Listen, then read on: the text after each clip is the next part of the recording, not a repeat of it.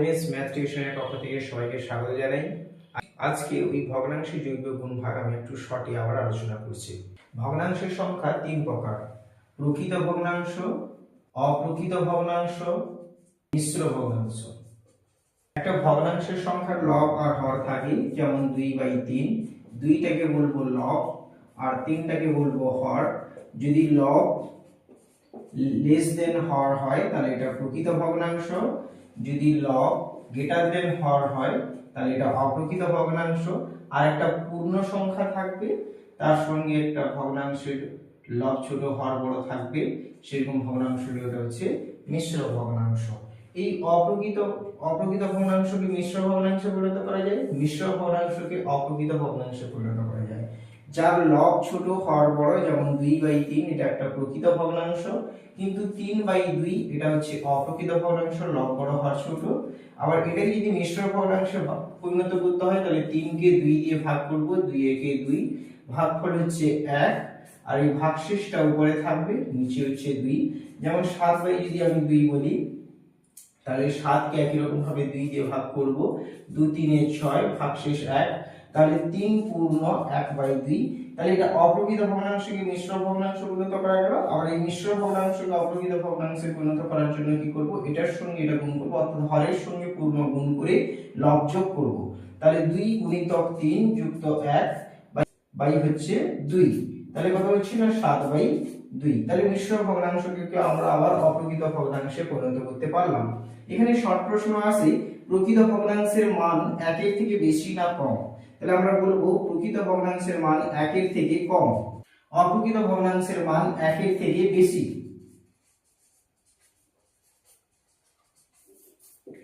এই দুটো ভগ্নাংশ কোনটা ছোট কোনটা বড় জানার জন্য আমরা কি করব না, এই হর দুটোর মধ্যে লসাগু বের করে নেব। তাহলে 5 আর 7 এর মধ্যে লসাগু যাচ্ছে না, দুটোই মৌলিক সংখ্যা, দুটো মৌলিক সংখ্যা হলে লসাগু কিন্তু সংখ্যা দুটিকে গুণ করে দিতে হবে। তাই 5 × 7 তাহলে কত হচ্ছে 35, এর নিচে 35 লিখে নেব, 35। তাহলে আমরা কি করব না, উপর নিচ কত গুণ করতে হবে দেখব। তাহলে এখানে 5 এর সঙ্গে কত গুণ করলে 35 হবে না 7, তাহলে 1 এর সঙ্গে 7 গুণ করব, লব আর হরের সঙ্গে 7 গুণ করে নিলাম, তাহলে এটা 7 হলো। এটা 5 গুণ করতে হবে, তাহলে 7 × 5 = 35 আর 5 × 2 = 10। তাহলে দেখতে পাচ্ছি 7/35 আর 10/35 এর মধ্যে 10/35টা বড়, যেহেতু হর সমান হলে যার লব বড় সে বড়, তাই আমরা 10/35 গ্রেটার দেন 7/35, অতএব 2/7টা বড় হচ্ছে 1/5 এর থেকে। কিভাবে বলতে পারি যে একটা গ্লাসে 1/5 মানে হচ্ছে শরবতে 1/5 চিনি আছে, আর একটা গ্লাসে 2/7 চিনি আছে, তাহলে কোনটা বেশি মিষ্টি? তাহলে আমাকে সেক্ষেত্রে কি দেখতে হবে না, দুটোর হর সমান করে কোনটার মান বেশি সেটা আমাকে দেখতে হবে। দেখলাম যে এখানে 2/7টা বড়, তাই এটা বেশি মিষ্টি হবে। এবার কাজ করেছে, আর একজন হচ্ছে 7/9 কাজ করেছে, কে বেশি কাজ করেছে? তাহলে এখানকার ক্ষেত্রেও কি করব না, হর দুটোকে সমান করে নেব। হর দুটো সমান করলে দেখব যে যেটা বড় হবে সে বেশি কাজ করেছে। 14 + 4/21। তাহলে এই ক্ষেত্রে আমরা কি করব না, এই হর দুটোর মধ্যে লসাগু খুঁজবো আগে। 14 এবং 21 এর মধ্যে 7 × 2 = 14, 7 × 3 = 21, তাহলে লসাগু সমান 42, 42। তাহলে এখানে কি করব না, একটা বড় দাগ টেনে আমরা 42 লিখে নেব। তাহলে লসাগু হচ্ছে 42, 42 কে 14 দিয়ে ভাগ করলে 14 × 3 = 42, 3 হচ্ছে 3 এর সঙ্গে 9 গুণ করব, 9 × 3 = 27। একই রকম ভাবে 42, 42 কে 21 দিয়ে ভাগ করলে 21, 2 = 42, তাহলে 2 হচ্ছে 2 × 4 = 8, 27 আর 8 যোগ করলে 35, 35, 7 × 5 = 35, 7 × 6 = 42। এটা হচ্ছে লঘিষ্ঠ আকারে প্রকাশ করে নেওয়া। কাটাকাটি করে একই সংখ্যা দিয়ে উপর নিচ ভাগ করে দেওয়া বা হচ্ছে কাটাকাটি করে নেওয়া, এটাকে বলা হচ্ছে লঘিষ্ঠ আকারে প্রকাশ করে নেওয়া। 1 + 1 এর 2 সমান কত হবে? তো সেক্ষেত্রে 2 কিন্তু লসাগুর সঙ্গে এটা গুণ করে দাও, 2 কে 2 + 1 সমান হচ্ছে 3/2। ডাইরেক্ট একদম না বসেও আমরা বলতে পারি 2 কে 2 একে 2 আর 1 যোগ করলে 3/2। তাহলে 1 + 3 এর 4 সমান কত হবে না, এটা কিন্তু 4 একে 4 আর 3 যোগ করলে 7/4। এভাবে ডাইরেক্ট আমরা কিন্তু বসাতে পারি। এভাবে তাহলে 1 + 2 এর 3 সমান কত হচ্ছে 3 একে 3, 3 থেকে 2 বিয়োগ করলে 1, তাহলে 1/3। 1 + 1/3 বিযুক্ত, এক্ষেত্রে 7 × 3 = 21 হচ্ছে লসাগু। 21 লসাগু হলে 21 একে 21 যুক্ত 3 × 7 = 21, 7 একে 7 বিযুক্ত 7 × 3 = 21, 3 × 2 = 6। তাহলে কত হচ্ছে 21 আর 7 যোগ করলে 28 বিযুক্ত 6/21 সমান হচ্ছে 22/21। মিশ্র ভগ্নাংশে পরিণত করলে 1 পূর্ণ 1/21। পরে কোন সংখ্যা থাকে 2 এর 3 যুক্ত 8, তাহলেও কিন্তু সে একই রকম ভাবে 3 লসাগু করব।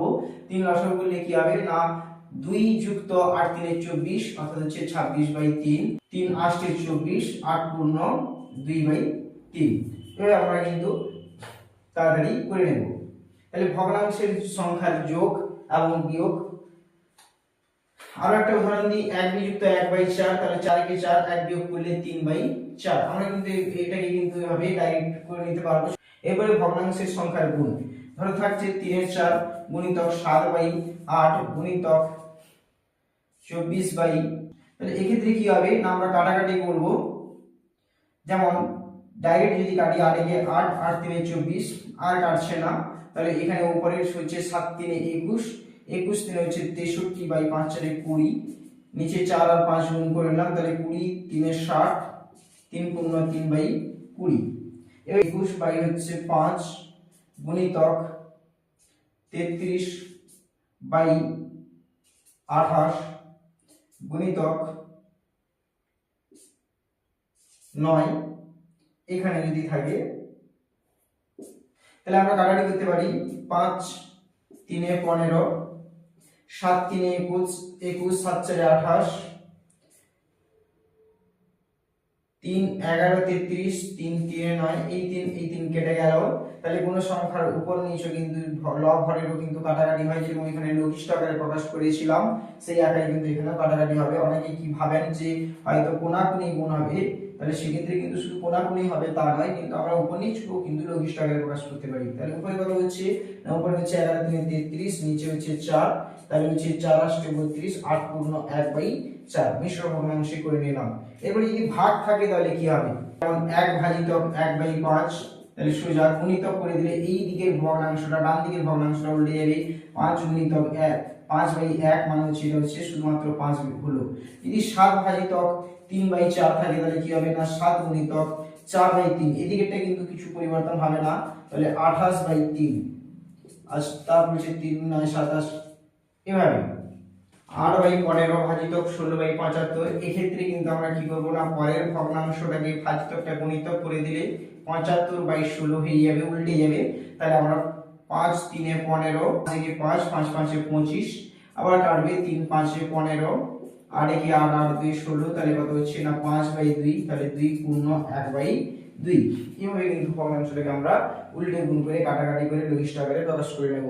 ভাজিতক থাকলে মনে রাখতে হবে এই পরের ভগ্নাংশটাকে উল্টে লিখতে হবে।